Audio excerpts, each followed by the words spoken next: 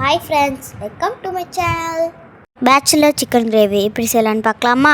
டிஸ்பிளேல இருக்க தேவையான பொருட்கள்லாம் எடுத்து வச்சுக்கோங்க. இப்போ வீடியோக்குள்ளே போகலாமா? வாங்க போகலாம். 1/4 கிலோ சின்ன வெங்காயத்தை சின்னதாக கட் பண்ணி வச்சுக்கோங்க. 2 பெரிய சைஸ் தக்காளியை நீள்வாக்கில் கட் பண்ணி வச்சுக்கோங்க. 1.5 ஸ்பூன் இஞ்சி பூண்டு பேஸ்ட். இப்போ ஒரு கடாயில் எண்ணெய் ஊற்றி பட்டை, பிரியாணி இலை, ஏலக்காய் போட்டுக்கலாம். நெக்ஸ்ட்டு வெங்காயத்தை போட்டு நல்லா வதக்கிக்கலாம். வெங்காயம் நல்லா டிரான்ஸ்பேரண்ட்டாக வர வரைக்கும் வதக்கலாம். ஸ்க்ரீனில் தெரிகிற மாதிரி இந்த பதத்துக்கு நல்லா வதக்கலாம். இப்போ 1.5 ஸ்பூன் இஞ்சி பூண்டு பேஸ்ட்டு போட்டு நல்லா வதக்கலாம். நெக்ஸ்ட்டு நம்ம எடுத்து வச்ச 2 பெரிய சைஸ் தக்காளியை ஆட் பண்ணிக்கலாம். இந்த ஸ்டேஜில் உப்பு போட்டுக்கலாம், தக்காளி வதங்குறது போட்டு தக்காளி நல்லா மசிகிற வரைக்கும் நல்லா வதக்கிக்கோங்க.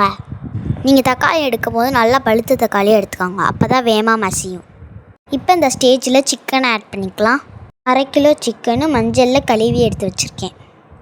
சிக்கன் வேகிறதுக்காக 1 டம்ளர் தண்ணி ஊற்றிக்கலாம். சிக்கன்லேருந்து தண்ணி வரும், கம்மியாகவே தண்ணி சேர்த்துக்கோங்க. நல்லா மிக்ஸ் பண்ணிக்கலாம். இந்த ஸ்டேஜில் 3 ஸ்பூன் சிக்கன் மசாலா சேர்த்துக்கலாம். சிக்கன் மசாலா இல்லாட்டி ஸ்பூன் மிளகாத்தூள், 1 ஸ்பூன் கரம் மசாலா நல்லா மிக்ஸ் பண்ணிக்கோங்க.